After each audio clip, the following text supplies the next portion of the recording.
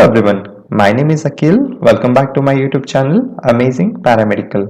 Students, क्या आपने कभी उस साफ पानी जैसी चीज के बारे में सोचा है जो हमेशा हमारे मुंह में होती है?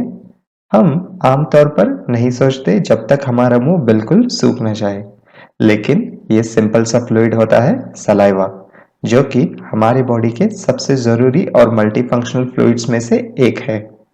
स्टूडेंट्स, आज के हमारे इस वीडियो लेक्चर में हम डिस्कस करेंगे सलाइवा का इम्पोर्टेंस, कंपोजिशन एंड फंक्शंस के बारे में और उसके साथ साथ सलाइवा को प्रोड्यूस करने वाले सलाइवरी ग्लैंड्स के बारे में भी। Students, in today's video lecture, we are about to discuss the anatomy and physiology about the salivary glands and the physiological aspects of saliva in our body. So, let's begin with today's topic. Salivary glands and saliva. Salivary glands are exocrine glands that produce and secrete saliva, a fluid essential for digestion and oral health.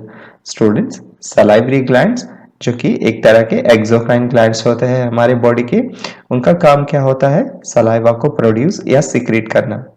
Saliva एक ऐसा fluid होता है जो कि हमारे body में digestion के लिए और ओरल हेल्थ के लिए बहुत जरूरी होता है। If I show it to you in the image, yes, here we have got the salivary glands. Okay, this is the salivary gland. Here one more and here one more we have got. Okay, these are the three major salivary glands. Apart from them, we have got many more minor salivary glands. Okay, as you can see here from these salivary glands, in salivary glands को अगर आप लोग देखेंगे, इन तीन major को, इनके यहाँ से एक पाइप की तरह एक स्ट्रक्चर बाहर एक्सटेंड होके आया हुआ है स्टूडेंट्स, जिसको हम डक्ट कहकर बुलाएंगे। Okay, so these are the duct glands या इनको एक्सोक्राइन ग्लैंड्स करके भी बुलाते हैं students. Okay, so we'll discuss about them in detail further.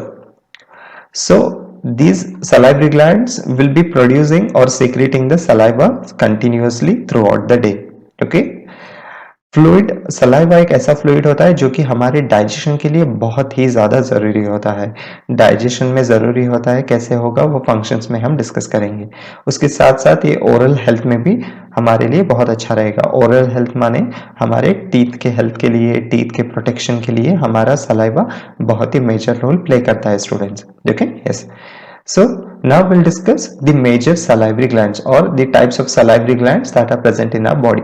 Okay, students, although there are many salivary glands that are present in our body, but among them we have got three major or three important salivary glands, okay, which are responsible for the production of saliva in large amount. Okay, among them the first type hota hai parotid gland, second type will be submandibular gland, third type will be sublingual gland. Okay, so now we'll discuss one by one. Parotid gland is one of the major salivary gland. Okay, it is located in front of and below each ear. Okay, students, parotid gland कहाँ एक हमारे इन salivary glands में सबसे बड़ा gland होता है salivary gland, और ये कहाँ होता है exactly? In front of and below each year. Okay, हमारे कानों के एग्जैक्टली सामने, जैसे यहाँ पे ईयर स्ट्रक्चर है उसके एग्जैक्टली सामने और उसके नीचे ही ये प्रेजेंट होता है। ओके, ये पैर में प्रेजेंट होता है, जैसे कि एक लेफ्ट साइड में प्रेजेंट है उसी तरह राइट साइड में भी सेम इसी तरह सेम प्लेस में ही सिचुएटेड होता है students. Okay, yes. So parotid gland primarily secretes serous or watery saliva which is rich in amylase for carbohydrate digestion. Students, parotid gland सिरस या वॉटरी जो कि सलाइवा जो कि बहुत ही पानी की तरह होता है, वैसे सलाइवा को सीक्रेट करता है जिसमें थिकनेस बहुत कम होता है, जो कि बहुत थिन होता है, वाटर की तरह स्ट्रक्चर, वाटर की तरह उसका लिक्विडिटी होता है। ओके, एंड वो सलाइवा सलाइवरी अमाइलेज, जैसे कि एक बहुत ही इंपॉर्टेंट एंजाइम होता है हमारे माउथ में प्रेजेंट होता है, सलाइवा में प्रेजेंट होता है। सो एक सलाइवरी अमाइलेज को बहुत ज्यादा सिक्रेशन करता है ये सलाइवरी अमाइलेज हमारे कार्बोहाइड्रेट डाइजेशन के लिए बहुत ही जरूरी होता है स्टूडेंट्स। जैसे कि जब भी हम फूड के जरिए जो भी हम कार्बोहाइड्रेट्स इनटेक करते हैं स्टूडेंट्स, जैसे ही हम उसको माउथ में लेते हैं एंड उसको when we start chewing it, जब भी हम उसको चीव करना स्टार्ट करते हैं, इमीडिएटली पैरोटिड ग्लैंड्स क्या करेंगे? सिरस या वाटरी सलाइवा रिलीज करेंगे जिसके अंदर सलाइवरी अमाइलेज होगा। ये सलाइवरी अमाइलेज क्या करेगा स्टूडेंट्स? इन कार्बोहाइड्रेट्स को उनके जैसे कि हम लोग फॉर एग्जांपल स्टार्च लिए है, उसको लाइक मोनोसैकराइड्स में या डाइसैकराइड्स में ब्रेक डाउन करना स्टार्ट कर देगा स्टूडेंट्स, जो कि हमारे बॉडी को डाइजेस्ट करना या एब्जॉर्ब करना बहुत इजी हो जाएगा. Okay, yes, so this is all about the parotid glands. Okay, so next one is submandibular glands. Okay, where they are located? They are situated beneath the lower jaw or mandible bone. Secretion, they secrete mixed serous and mucous saliva, contributing the largest proportion of total saliva volume. Okay students, second type of gland होता है हमारे submandibular gland. ये exactly कहाँ पे located होंगे? हमारे mandible bone के नीचे. Okay, जैसे कि यहाँ पे देख सकते हो, this is the submandibular gland. Okay, यहाँ पे होगा हमारा jaw bone या mandibular bone, जिसके नीचे ये present होगा, जिसके वजह से इसको submandibular, जैसे कि mandible bone के नीचे present है, so submandibular gland करके बुलाते हैं स्टूडेंट. ये किस तरह का सलाइवा सिक्रेट करेगा? ये थोड़ा सा इसका जो सलाइवा जो सिक्रेशन होगा वो थोड़ा सा वाटरी भी रहेगा और थोड़ा सा थिक म्यूकस की तरह भी रहेगा स्टूडेंट्स. ये एक मिक्स्ड सलाइवा रिलीज करेगा. Okay, yes. The third type of gland is sublingual gland. Okay, where it is located? It is located like below the tongue or floor of the mouth or under the tongue students. Okay, it is the smallest gland and it will primarily secrete the mucous saliva, making it thicker and more viscous students. Okay, as you can see here we have got the third type of gland students. Okay, so it is exactly present below the tongue. ये हमारे टंग के नीचे ही present होता है sublingual gland, जो इन दोनों से कई ज्यादा छोटा होता है स्टूडेंट्स. ओके, ये किस तरह का सलाइवा सीक्रेट करेगा? ये एकदम बहुत ही थिक म्यूकस की तरह सलाइवा सीक्रेट करता रहेगा स्टूडेंट्स हमारे माउथ के अंदर. Okay, yes. So these are the three types of glands: parotid gland, submandibular gland and sublingual gland. Okay, yes. So now we'll discuss the composition and secretion of saliva. Okay, yes. Saliva is primarily composed of water students, that is 99.5%. It is almost composed of water. Okay, but it also contains many other components in the form of 0.5% to 1%. Okay, so students, saliva most of the saliva water से ही बना होता है. अगर उसको percentage के तौर पर देखा जाए तो 99% का सलाइवा वाटर ही होता है. जो रिमेनिंग जो 0.5% या 1% जो होता है वो कई सारे अलग कंपोनेंट से बना होता है. ओके, जैसे कि एंजाइम्स हो सकते हैं स्टूडेंट्स. ओके, एंजाइम्स में कौन से आएंगे स्टूडेंट्स? फर्स्ट आएगा हमारा सलाइवरी अमाइलेज, जैसे कि मैं आपको पैरोटिड ग्लैंड में समझा रहा था. सलाइवरी अमाइलेज जो कि एक पैरोटिड ग्लैंड में सीक्रेट हुआ वाटरी सलाइवा में प्रेजेंट होता है. Okay, so salivary amylase begins the chemical digestion of carbohydrates by breaking down complex starches into simpler sugars like maltose.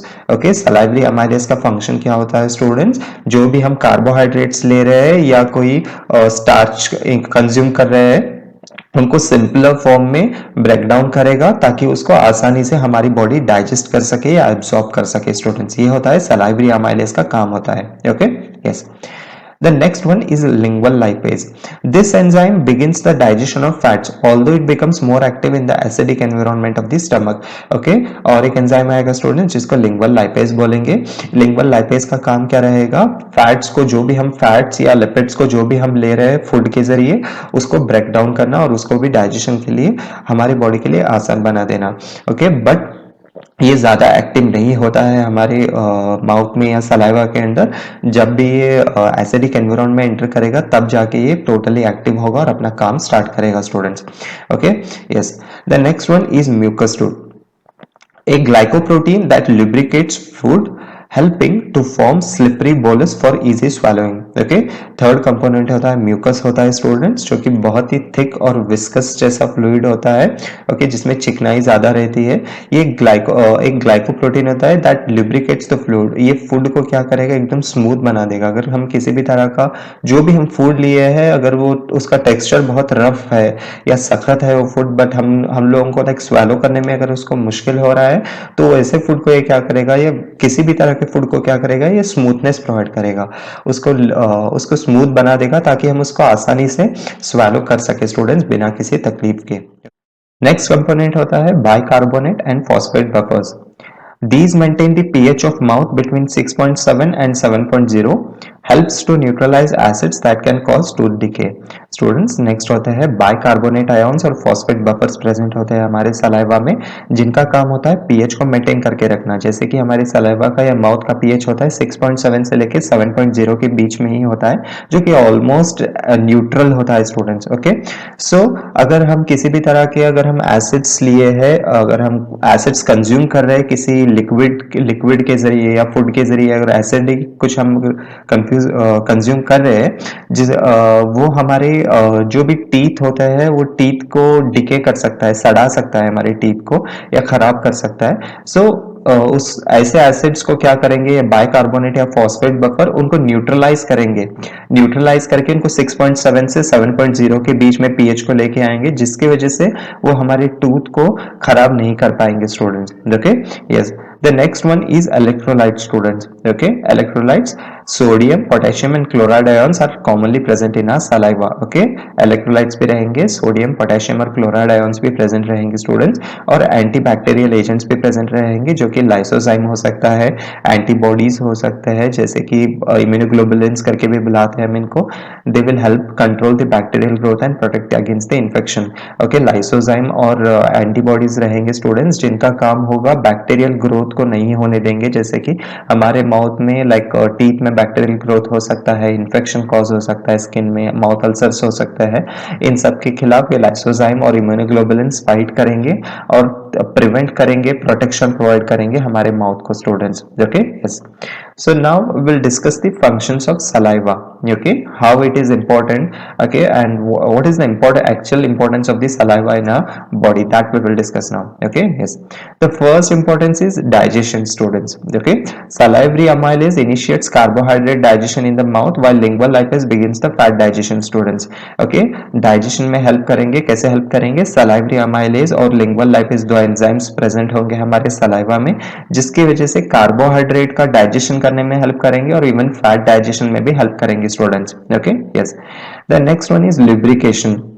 The mucus in saliva moistens and lubricates food, allowing it to be chewed and swallowed safely as a bolus. Okay, जो lubrication provide करेंगे students, जैसे कि मैं बोल रहा था, जो भी हम food लेंगे उसको lubricate करेंगे, उसको smooth बनाएंगे और उसको एक bolus की तरह, एक ball की तरह convert करेंगे, जिसकी वजह से हम लोगों को उसको चीव करने में, उसको बाइट करने में, उसको swallow करने में बहुत ही आसानी होती है students. Okay, yes. The next third function is oral hygiene. The constant flow of saliva washes away food particles and its antibacterial agents, that is lysozyme, help to prevent bacterial overgrowth and dental cavities, as I was telling you students. So the antibacterial or immunoglobulins present in our mouth, they fight against the infection and they keep us protected. Okay, जो भी like immunoglobulins या enzymes present होते हैं students हमारे saliva के अंदर, वो क्या करेंगे, जो भी बैक्टीरियल ओवरग्रोथ हो रहा है या कोई बैक्टीरिया आया हुआ है उसके अगेंस्ट फाइट करेंगे और हमारे डेंटल या हमारे टीथ में कैविटीज नहीं होने देंगे, डिके नहीं होने देंगे स्टूडेंट्स। एंड जो कंटिन्यूस जो सलाइवा का फ्लो होता है या ज्यादा सलाइवा का फ्लो होता है हमारे माउथ में, वो जो भी फूड पार्टिकल्स जो भी हमारे टीथ में कहीं पे भी अगर स्टक हुए हैं तो उसको निकाल कर उसको लाइक फर्दर उसको पास करने में हेल्प करेंगे students. Okay, the further function is taste sensation. Saliva acts as a solvent, dissolving food molecules so that they can be detected by the taste receptors on the tongue. Okay, so like taste sensation में भी काम करवाएंगे। जो भी जिस तरह का भी हम फूड लिए रहते हैं, वो चाहे स्वीट हो सकता है या कोई बिटर हो सकता है, कोई सार हो सकता है, जो भी हम जिस भी तरह का हम टेस्टी फूड ले रहे हैं उस टेस्ट को डिटेक्ट करवाने में, उसको आइडेंटिफाई करवाने में ये बहुत ही बड़ा रोल प्ले करते हैं हमारे माउथ के अंदर students. Okay, so yes, so this is all about the saliva and salivary gland students. Okay, if you have any doubts or any questions related with this topic, you can freely put it in the comment box. Definitely I'll answer to all of your questions and doubts students. Okay, so अगर आपको ये topic पसंद आया हो students, so please hit the like button. So if you have not subscribed it, subscribe to my channel. Okay, yes, and keep sharing, keep learning. Thank you students.